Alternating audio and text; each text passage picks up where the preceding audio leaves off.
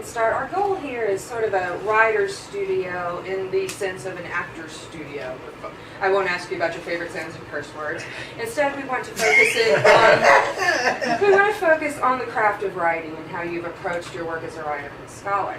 And so, to set up my first question, I'd like to lead into this. Old school.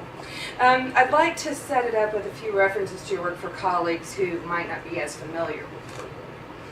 One of the things that I've always found really engaging and powerful in your writing is the way you mix genres, of course, and how you layer all of these different voices, your own, your students, other scholars, 15th century Peruvians, in a way that brings more a real voice, like the people, into the work. And especially in Bootstraps, before you even jump into theory, you bring that lived experience to it. And so in discussing Bromsky, for example, and his concept of hegemony, you start with his material conditions and tell a little bit, sort of make us feel the life that led to the theory. And one of the quotations that's cited here says, "Concrete experience is the essential material of human reflection. The products of this reflection then proceeding to modify the social reality from which they emerge." And it seems to me that that concrete experience is what comes to fruition in your work as you blend autobiography with scholarly research, with historical narrative, with poetry. But what I want to know is, how do you manage as a writer the process of invention and arrangement with all of these diverse materials and voices in your work? How's that for you? I don't know. Here, what, and how that's, what is the hardest thing to teach? The hardest thing to teach is revision. What's the most important thing there is in writing? It's revision. Because where this thing starts is never, you would never believe where my writing begins. I mean, because it is, I tend to, I'm going to do this, I'm going to take a long route. One of those things I do with students is I want them to start thinking about writing processes and their own writing rituals. And to be very conscious about the two things as separate things, as two different things that affect one another. And I give them a long story about my own writing process. And what I want them to do by the end of, probably the end of the third or fourth week, is to come up with, I got this, finishing sentences isn't a strong point. And so I want them to, I got the gimmick, basically, to the degree that it is a gimmick, because it's not all gimmick. To the degree that it's a gimmick, it was a gimmick that I got from high school teachers who used to name their writing groups, right? And so they were the this, that team, so like teams. And at least in secondary schools, that seems to work rather well, that there was this kind of funny thing going on. I don't like doing those kinds of things, but I want them to think about and name then what their writing processes are. So what I ask them to do, the only problem, the problem is that I'm not here for 6 weeks. And I'm finally going to get to your question, really. Because everything I do is, I can't help but, the only thing I can know to do well is what I know that I do well. And so what I want to pass on to students would be from my own lived experiences, especially since I'm not a born writer, and was never quite intended to be a teacher either, right? I didn't intend to do any of this stuff. So how I get here, I figure might be instrumental for others who have, and it's not completely racialized, because the white kids struggle just as much as the kids of color, and the differences are matters of degree, not matters of kind. So what I do with my students is I have them start out in writing groups, and I tell them about the kinds of research that obtained for learning about writing. That what we know about writing, we know from different kinds of research. That it is, and that's first of all to break away from the inspirational, born talented person, right? Got to get away from that notion. Even though, and I will tell them, you used exactly the perfect word, the word that I use, which is it's a craft. I tell them it's a craft. I tell them all art begins as craft. It's later on that someone decides that this particular work of craft or of craftsman and craftswomanship has been someone decided that this had been risen to the occasion of art. But it all started out as craft. We all start out by crafting. And then writing is no different from that. Writing is also crafted. So we begin there. Then I tell them about the kinds of research, and I tell them about the 3 kinds of research, which is ethnographic, classical, empirical, and phenomenological research. And I set up the writing groups so that they are going to do research on writing. And I show them some, and I actually, the high school teachers go crazy when I tell them I do this, because they say, it's wrong, bad pedagogy, you can't do this. And it's a quarter century, you can't tell me at this point that it doesn't work, it does. So, it does in a college classroom. And I mean, part of the problem we have in our profession, part of the problem I think with comp, is that we haven't moved out of the gimmick mentality with our students. And I really don't think that we give our students enough respect. And that's all of it. And so I don't think it's wrong to talk to them about research and theory, as long as they can see its application. Because I think students, they want to be in college. And part of the reason we have so much trouble in one-on-one classrooms is because we make it high school. And they've done high school. I told the teacher, the best, and I'm going in so many different directions, I'm sorry. The best textbook I have ever used, the most successful textbook I have used in one-on-one classroom is Aristotle's Rhetoric. The Ed Corbett one, the Rhetoric and the Poetics. Kids love it. Why?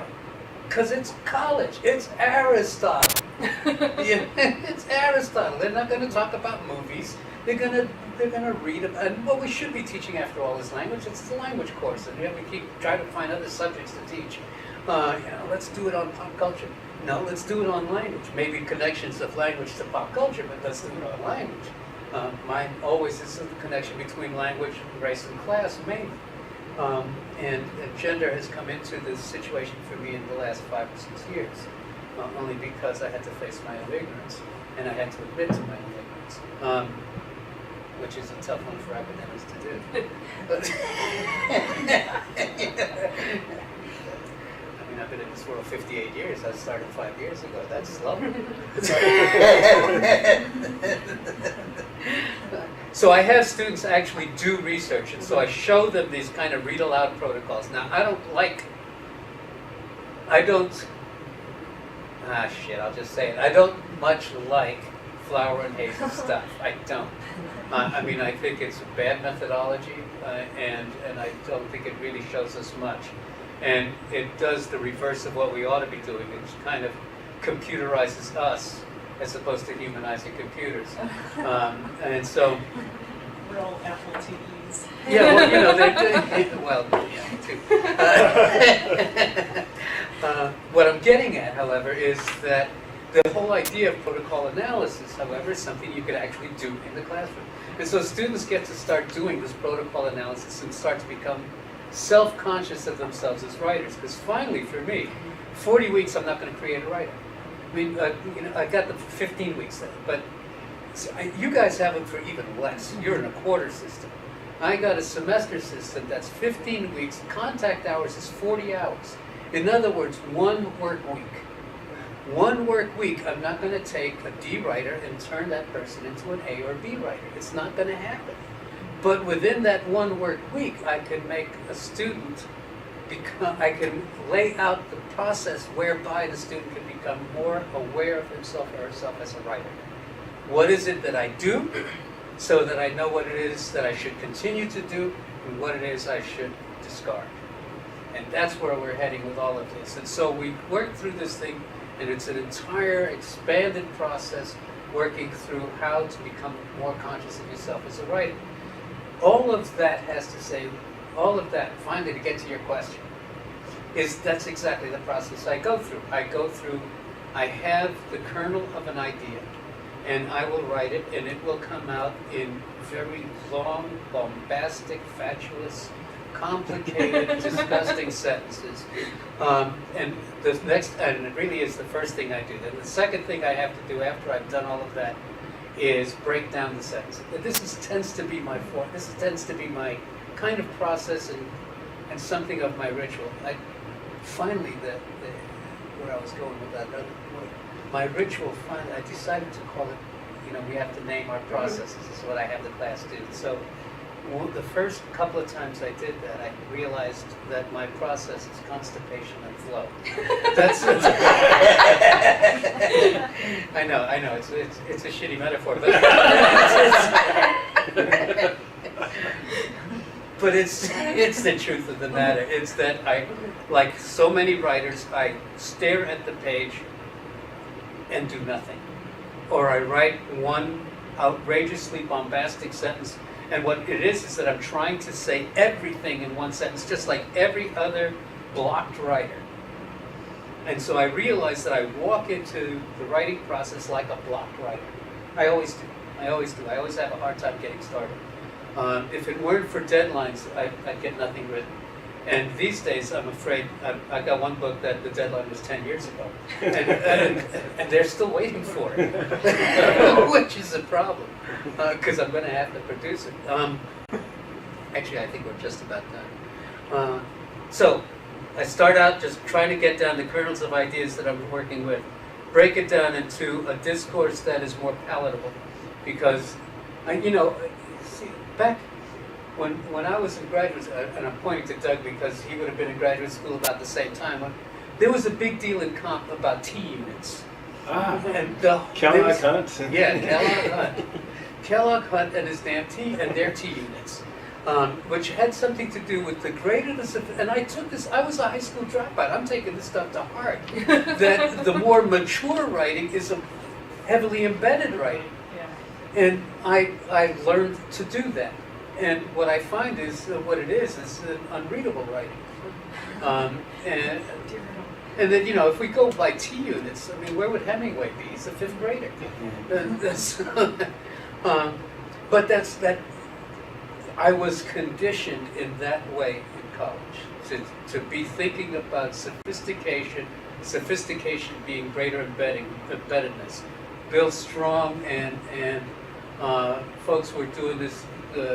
Sentence combining, and sentence combining was trying to take Chomsky's syntactic structures, this idea of how we create, this notion of starting with kernel sentences and building from them. So that's my training. So I start with that big stuff, break it down, try to get it into something that I understand. Then it becomes a matter of when I get bored with my own writing. At the point that I find that my writing is getting boring, is when I will interject either another voice, or a poem, or an anecdote, something. And where I got my cue from this was a memory. Well, I'll have to tell you two stories. That's only the first question.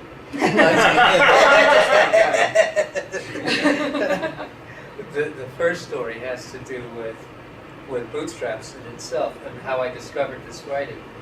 I had gotten to the point where I had decided I'm walking away from this business. We were in deep poverty. Nothing was going to get us out of it. The racism was driving me crazy, and it's not like I didn't have experience with racism. It was that I didn't expect it here. This was the life of the mind. Anyone with a mind would know that racism is unpalatable. I mean, it's just untenable. So why would it occur here with the brightest of the bright? And yet it does, and which then became my whole damn career, was figuring that out. But I had decided to walk away, and I started to write bootstraps. I was going to write one thing, I'm going to write it my way, and then they could kiss my ass, I'm leaving. I'm going back to Seattle. And what I found happened was there were points at which I simply switched. I didn't know what I was doing. It wasn't conscious. I simply switched from first-person narrative to third. And I liked it. And so I kept playing with it. As it turns out, I think, especially with bootstraps, it's a very, I wrote a piece on Richard Rodriguez back in 86. I wrote it in 86. When I showed it to my mother, because it got published, so here's to my mother and my father, but my father never read it. So I showed it to my mother. And my mother's reaction was to be angry. And she was angry because I was doing first-person narrative. And what she said to me in Spanish is, this is nobody's business. That's how we are. You don't talk about the family stuff stays with the family. And yet I could see no other way to get this point across about the ways in which one feels these kinds of systems of exclusion, these exclusionary systems within this organization, within this institution. There was no other way to make it powerful without going into the pathetic appeals which is what first person does, which is what narrative does. It latches on. I mean, we are so logocentric but we are also so used to the logocentric that we can argue our ways around it always. So I needed a way to get all points on the rhetorical triangle in place. So I think what happened with going from first person to third person was my mother's voice in my ear. Was that when it got to something that was too uncomfortable, I stepped out of myself and started talking about myself in the third person. So that was the beginning of it. And then I just liked the taste of it. It felt good because it broke the monotony of the first person narrative. First person, and I can't tell you how many books I've reviewed over the years, and it's always one of those things that no one expects from me. But I don't like first person narrative. It's boring. And so I needed to break it up. And so how to break it up? And then it became breaking it up with third person. That happened naturally. And then more, if we're going to be, first of all, I think the break between rhetoric and poetics is a false one. I mean, I know Aristotle did that, but it's a false break. And look at how much it's damaging to us institutionally, where rhetoricians can't talk to literary scholars. Why? We're all doing rhetoric, and we're all doing critical analysis. We're all doing both things, and we should all be doing this together. And Susan Jarrett actually gave me a way to think about that. And even though I got rereading the Sophists, even though it's really making up the Sophists instead of rereading the Sophists, it's constructing the Sophists. I mean, you look at that book, there's 12 citations, basically, of Sophists. What the hell is a page and a half of Sophists that we've got to read? So she had to make it up. But it's ingenious, and part of how she makes it up is she makes nomos this kind of central term, and then makes this a notion between scientific discourse, so rhetoric, and mythos, and that's the way. So I said, well, okay, let's play with this. Let's play with this idea, and that's where poetry starts to come into. So the short answer is, I do it because I need to keep the audience, and the audience is going to be varied, even variegated. I mean, have different colors and stripes. And if I can't hit them this way, I'll hit them another way. One of those things that happened early on in even before I had a career, thanks to Bob Kaplan, was recognizing the ways in which Latino discourse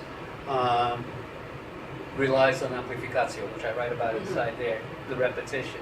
So how to take that amplificación and make it work, and how you make it work is generic. So that I am saying the same thing in first person or third person narrative. I am saying the same thing through good old-fashioned logocentric discourse, and I'm saying the same thing through the poetry. And so if I can't get you this way, I'm going to get you that way. But I'm going to keep your ass here with me.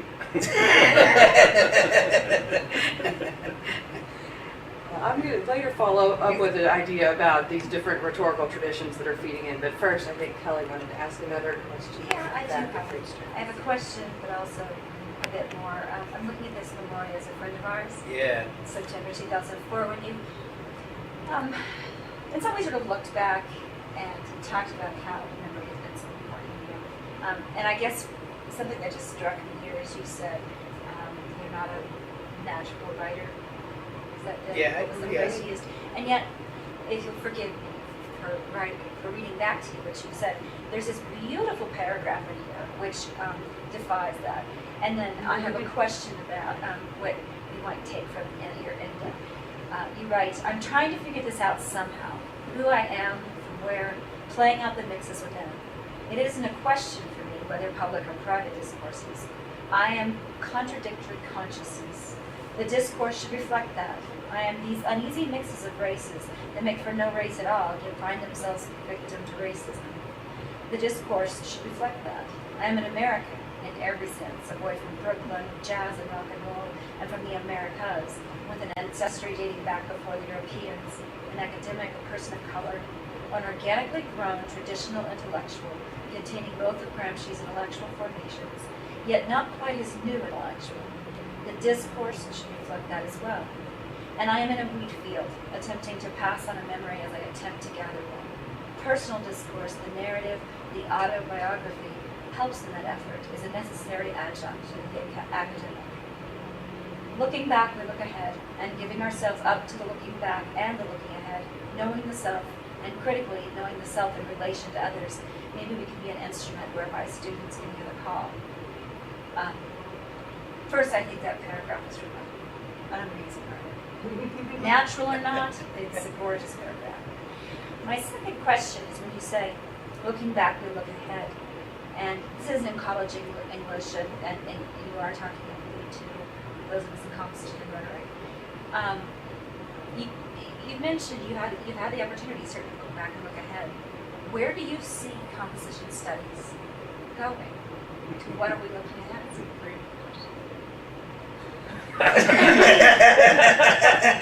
this deja vu?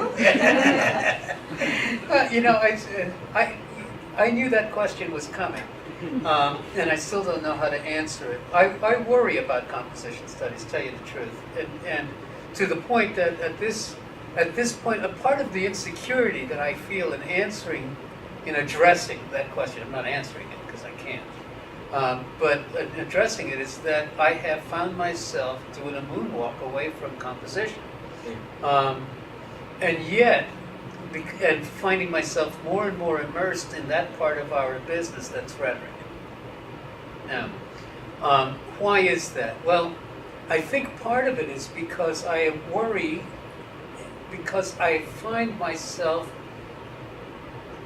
not thoroughly engaged with what's going on in composition studies. I'll just be straight up about this. I think it is getting more and more vapid, and it bothers me. For all that can be said negatively about all of that cognitive research stuff that was going on, the degree to which comp studies was so deeply committed to the empirical paradigm, things were being found out. Good stuff was going on. Yes, it had its limitations, but somehow the baby went out with the damn bathwater. Linda Flower made an attempt to bring it back, but her discourse is not compelling. And so I don't think what I'm saying is that even though her argument was a good argument, I think her rhetorical style was not persuasive. It sounded like someone trying to come back to the good old days, when I don't think that's what she was arguing at all. But I think that's how she was taken. And so that where I see composition go, so here, the big thing is, I worry these days that composition, we know from Susan Miller that composition's roots in rhetoric is a construction, right? We know that was made up. But then so is English literature. I mean, nobody knew who the hell Chaucer was before 100 years ago, when they decided they needed something to, got to make this old. So they went back and they found this thieving pedophile. So I just glorified him.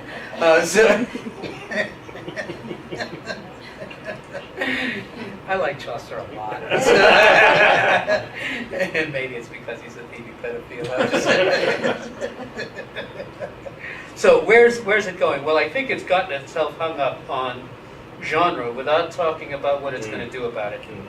I mean, of course, I have a friend, Christine Ferris, who looks at where the conversations are going in composition, and she yells at me, "Look at what you've done." And I say, "I didn't do this. This isn't my fault." It is something that I think is interesting. I think it's a very important and necessary conversation. That essay is something of a clarion call to come on and let's stop doing Cicero. I mean, any other discipline would have moved on. And we are still doing straight up Cicero. And every graduate school is requiring straight up Cicero from dissertations. I mean, we're the only ones who are really fooling around with genre. Now, that's a very good thing. The problem is that it's, at this point, insulated. The conversation hasn't gone to where it needs to go. One is, how do we argue this case in a way that is still compelling to academics who are still locked into the empirical mindset, who have nothing to do with the humanities, who are even suspicious of the humanities? And second, how do we make that argument in such a way that they too will see what it is that we're about? Look at what's happened. What I think has happened is writing across the curriculum became the hand servant to the rest. It started out, the idea of writing across the curriculum was to take the things that we have discovered as a field, composition studies, has discovered as a field, and disseminate it. Get others to start recognizing writing as process. Get others to start recognizing the ways in which we talk about multiple drafts and why multiple drafts are necessary. Become conscious of even matters like genre. What has happened, however, is that writing across the curriculum, to a great extent, and I know I'm overstating the case, all right, so just, the exceptions are there, and they're easy to find.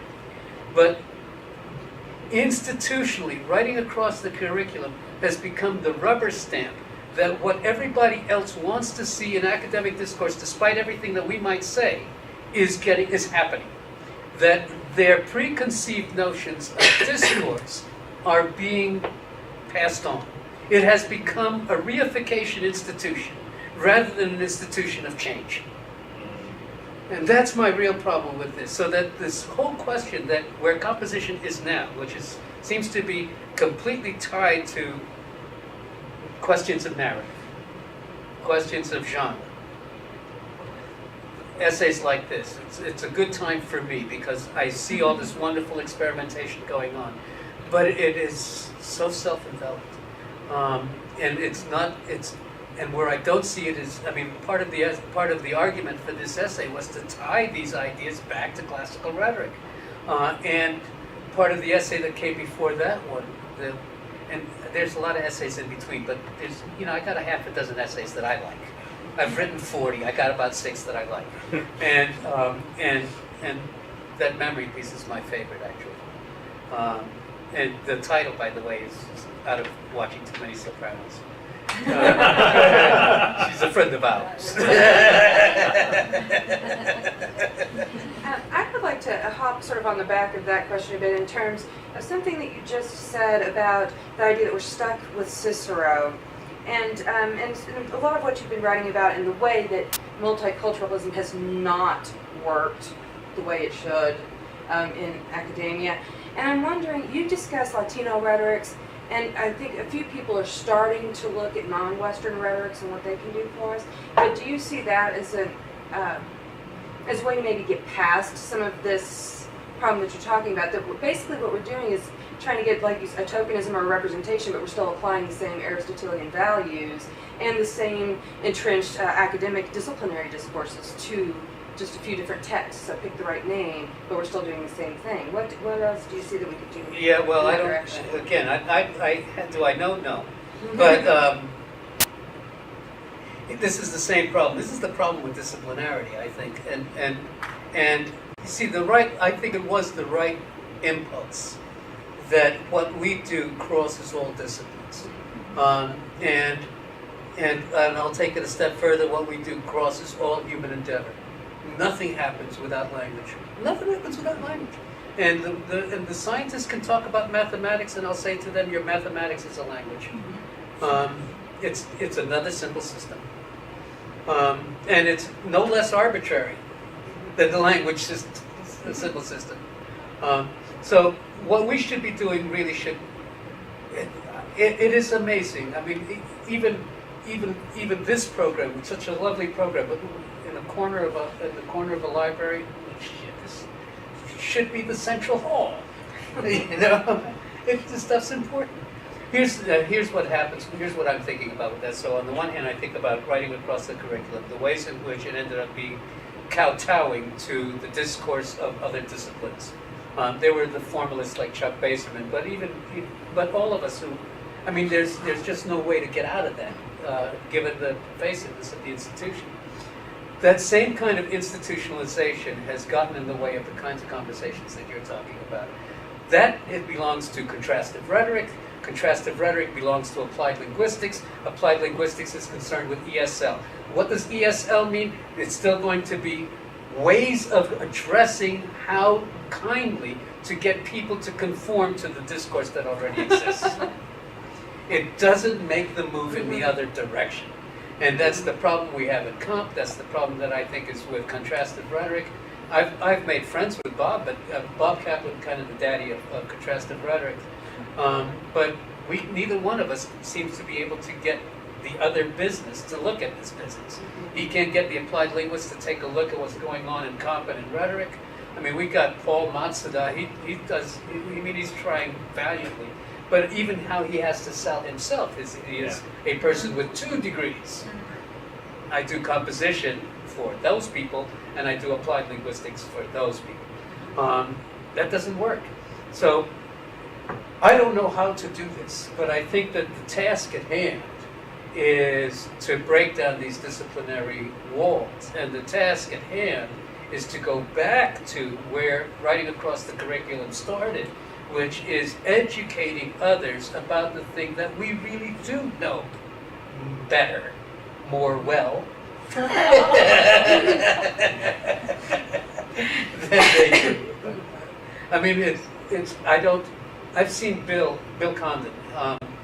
He is truly great at what he does. And yet, I have seen what's happened in that institution. Who passes the portfolio? We have a rising junior portfolio. Everybody has to go through the portfolio. Who passes the portfolio is the one who can demonstrate the kind of writing that the university itself wants. It is the contradiction that I face every time I walk into a writing classroom myself. Because on the one hand, I see this need for students to, I should take a note to myself. I hope I remember what I'm going to tell you. Because I want to finish this one sentence, which is, there is the need to serve the students. And serving the students means giving them the tools, the equipment that they need to get through this institution. And yet there's also the need to address the greater service that we should be performing. And that is recognizing the degree to which different cultures have different ways with language, and that those ways ought not to be squelched in the name of this kind of pragmatics. And the pragmatics are real. And I can't have the students become victims of some higher calling. And so it's a huge contradiction, and I don't know how to address it. It is the paradox of this discipline at this time, it seems to be. And then the side story was going to be that I did remember. The side story is a student of mine who is he's now faculty at Bowling Green, former student of mine, but he couldn't write. I mean, he was one of those victims of multiculturalism that we see a lot in the university. Those students who are come in as students of color, and for a lot of reasons are not told that they haven't got the requisite skills to make it through, and are pushed through. And everybody's aware of that going on in elementary school and high school. It happens in the university. And it's not as simple as tokenism. It's not as simple as tokenism. It's also a matter of seeing the context, the greater context, and recognizing that the student is not at fault for this lack of knowledge, which is separate from abilities. But in not addressing them head on, the pain gets passed on. I can't tell you how many. I've got one student right now. Over the years, I've had, I don't know, I need to look at the CV to know, 25, 30 PhD students. I have had an inordinate number, half dozen, maybe more, of students of color who are at the doctoral stage who did not have competent literacy skills. That shouldn't happen. That shouldn't happen. Even if it slows them down, that shouldn't happen. So Carlos, this one student of mine, he's in my class, so we're talking about contrastive rhetorics and all of this stuff. I'm at a graduation ceremony, putting somebody or other, and the teacher of the year winner every year, the historian, Leroy Ashby, comes up to me, and he's really quite distraught because he had given a poor grade on a final paper for the student, Carlos. And Carlos had called him a bigot and said that he was writing in the manner of Latino discourse and that and all kinds of shit. No, but he wasn't. See, so I mean, part of it, no, it was just bad. It was just bad. It was just disorganized. But you see, so that's part of the problem, is that if we're going to make this move, also, we have to do it respectfully. That means that the real research has to be there, a real understanding of what these rhetorics are. And yes, okay, a Latino's rhetoric is different from an Anglo's rhetoric. The rhetorical styles are different. Even a monolingual in English who comes from a Latino household, even if he doesn't speak a word of Spanish, the rhetoric, how the arguments are formulated, are going to necessarily show something that is older, and that is really Arabic. And that's because the Mojos, 700 years of their asses in there. So then the part of the job becomes, you see how complicated this gets for us, though, then in the classroom, because then part of the job for us then is to show them how to do that discourse better, more effectively. There is, and because this is where I would go with this, I don't think there is a native ability in any discourse, as far as a written discourse. Orally, yes, oral discourse is biological, that's passed on. Written discourse is always a technology. That's where I'm coming from with all of this. And that word, I get that. Thinking about writing as a technology I got from Walter Ong, and I know he's damned ass right. Dead on. Dead on. You're ping-ponging, as we do pretty well. I love this article that you did. It's 1995, but revising for publication advice to graduate students and other junior scholars. And you were a portion of this. I don't remember it. You plagiarized it. Maybe it's not you. But in asking you about writing, what you're trying to talk about is advising for publication for young scholars. You have this really interesting sentence. First drafts tend to carry the ethos of authority too far. Like you said earlier, they get kind of bombastic. But I think along the same lines that we've been talking about here, where does composition need to go? Composition rhetoric need to go? Then for those of us in here who are young comp rhet scholars, what advice would you have for us?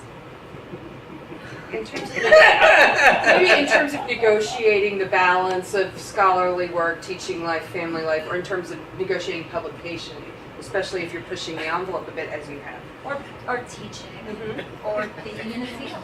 Or world peace. Help us get here. You choose one.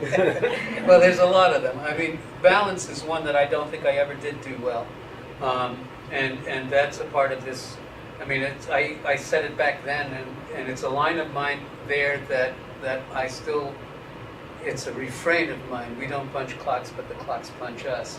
I mean, and there is something about punching clocks that would be very nice, I think, for us.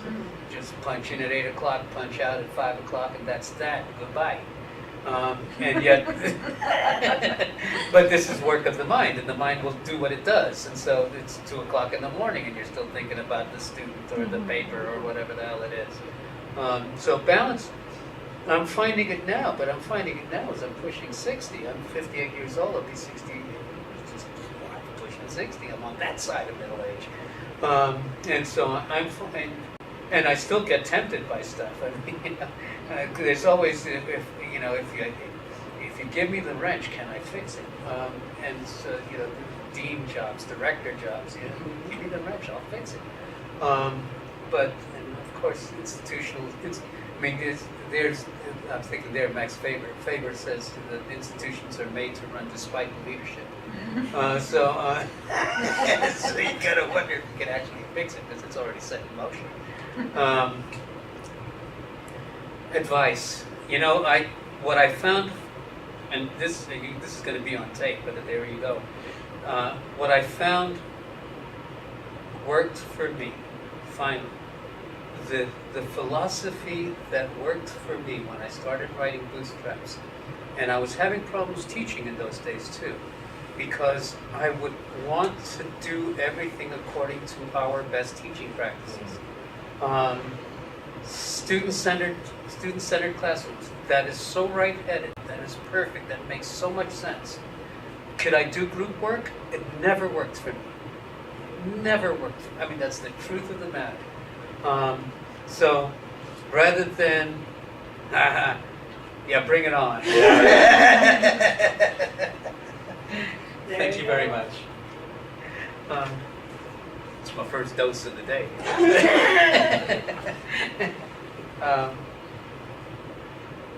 So all kinds of stuff. I mean, I kept trying to do best practices. I was in love with Freire.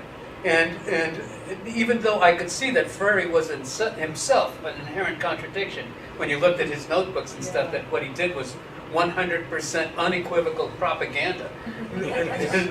He wasn't doing Freire ever. He was definitely structuring his classes and doing what he wanted to teach. In Nicaragua, the first thing that students were asked to learn was Sandino is the father of the revolution. Hey, that's not exactly critical consciousness. Even if it's true, it doesn't matter.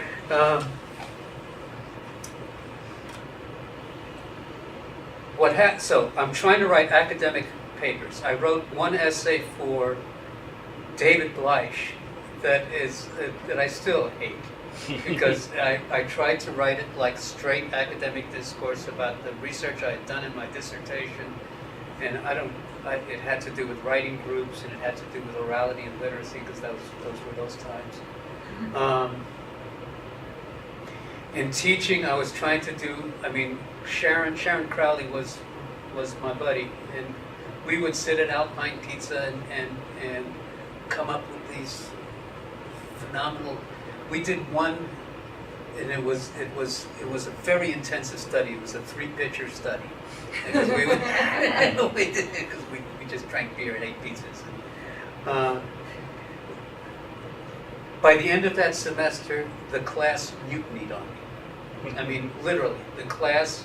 There was a note on my door from one student that said, "I don't know where you are. Must have knocked on my door, and I wasn't in the door, but I've gone skiing." That was it. The class said that they would go to my diet. I wanted them to read The Name of the Rose, because that's rhetoric, and it's rhetoric and humor, and it's a detective novel, and it's semiology, and it was just.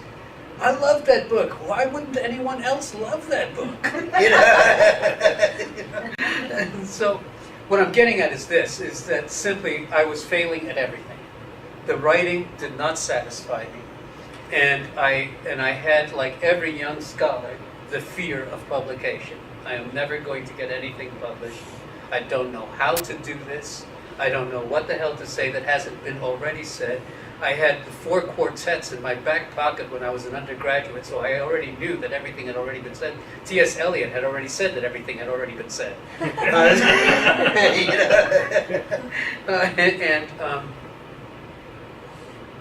And the teaching wasn't working, and it worked when I was a graduate student. Why wasn't it working anymore? And what I realized was I was far too worried about making other people happy.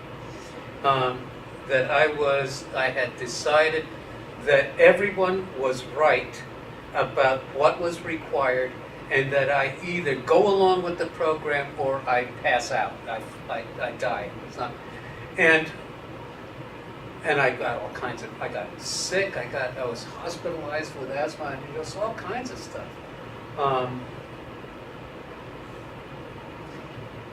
And I wrote about it there. One day we went to Fuddruckers, and we went there because I liked the name, because I was beginning to think that's what all academics were.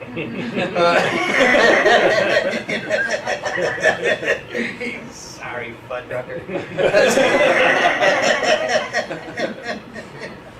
So we went to Fuddruckers. We had $1 to our name. We had $1, and we bought a bottomless tea. It was $1 for this bottomless cup of tea that we shared back and forth, and decided going back to Seattle.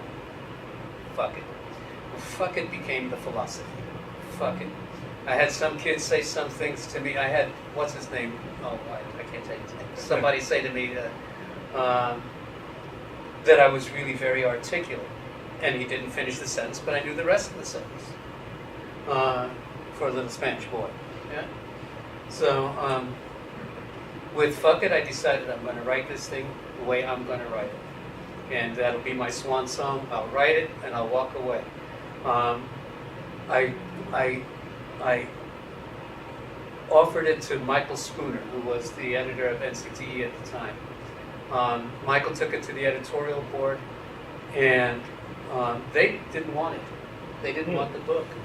But, you know, something happens if you kind of...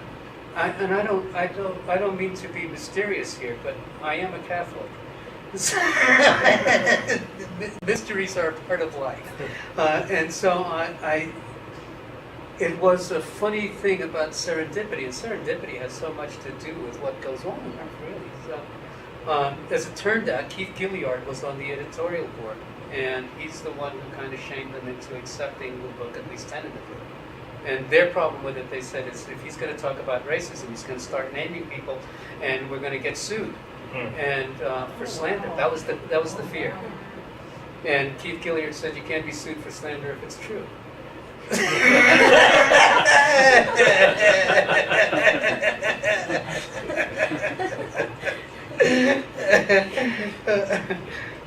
is awfully funny.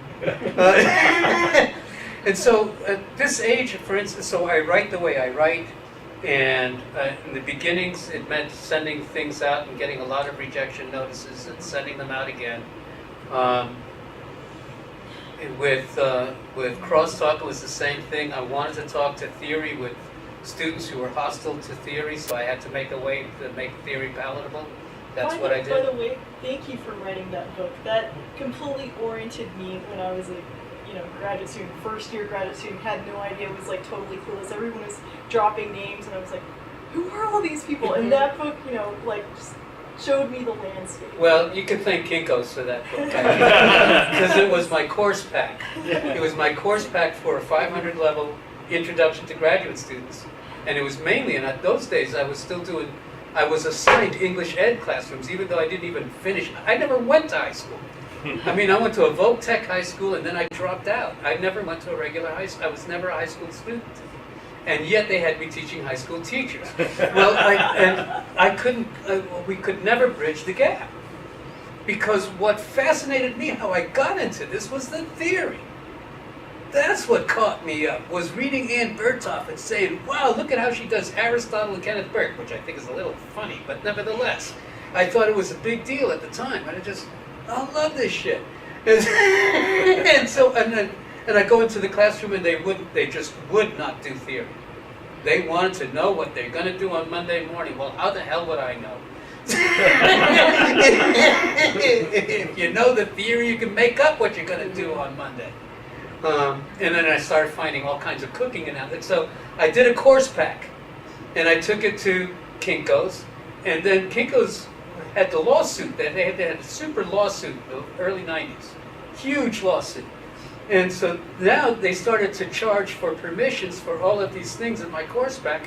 The course pack ended up being $120. I'm talking mid-90s, $120. So $200 maybe today.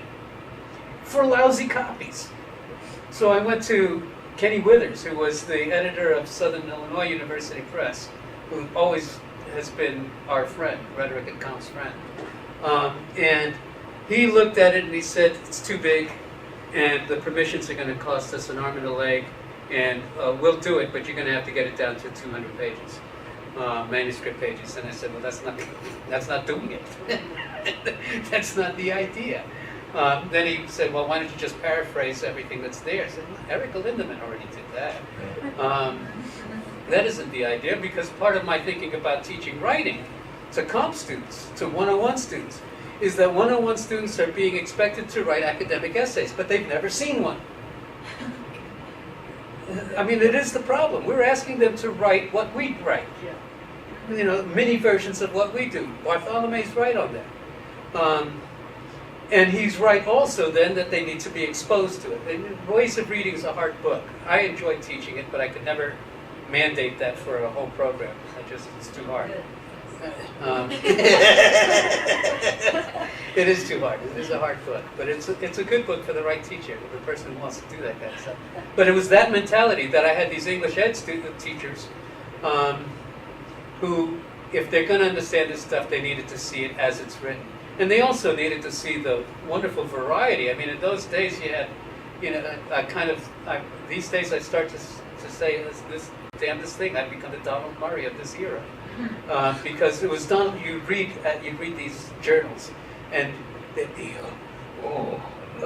and then it's Donald Murray. Oh, thank you. So this wide range of stuff that was going on in our business, and it was at the time, and it was really at the cusp, and we're not finished yet. Back to your question, the earlier question, we're not finished yet. We're at the cusp of a paradigm shift. Composition has not found itself yet, and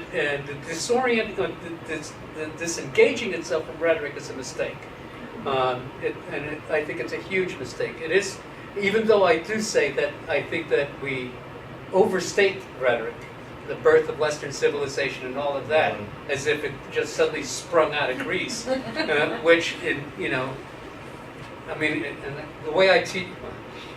The way I teach it these days is we look at world systems theory so that we can understand that what we're talking about really is a Roman world system. And if we understand that, and that we're still in one, then we can understand why rhetoric is important for that, but that there are other rhetorics that obtain that are equally as compelling. It's just it's a different world system at play. In 10 years, we'll be finding out about some Chinese guy who's the birth of civilization. You know? Anyhow, so finally, so Withers said no to the book, or basically said yes but no. And then I said, well, if it's the cost of permissions that's the trouble, and everything is coming out basically from college English in 3 Cs, how about selling it to NCTE? And they bought it, and I made $1,000 on that book. 500 on the first edition, 500 on the second. And it is their biggest seller ever. I'm sure we all have dog-eared copy. And I'm teaching it right now. My graduate. We need to end. Oh, do we? We Both. don't even get to the review of Crash. Oh, the review of Crash. Okay, well, I'm going to talk about that. That's my paper. Yes. Oh, The paper I'm giving is that paper. Oh, cool. fabulous. And so there'll be question and answer on that. Mhm. Short answer, though, is you got to do what you got to do. I mean, that really is the answer. You got to do what you got to do. Because that's why you got into this business in the first place, right? It was this, I mean, why does anybody become an academic? Surely ain't for the money. Surely not for the fame. And in America, it's not for the respect. And so, I mean, the rest of the world you could get respect, but not here. So why do we do this? Because it's work with meaning. And if you separate yourself from the meaning, it becomes meaningless. And so you got to do what you got to do in the way that has meaning for you. That's how I've had to proceed. That's how I've had to proceed. Excellent. Thank you very much. Well, it's less advice than how I had to proceed. It's what worked for me. Still good advice.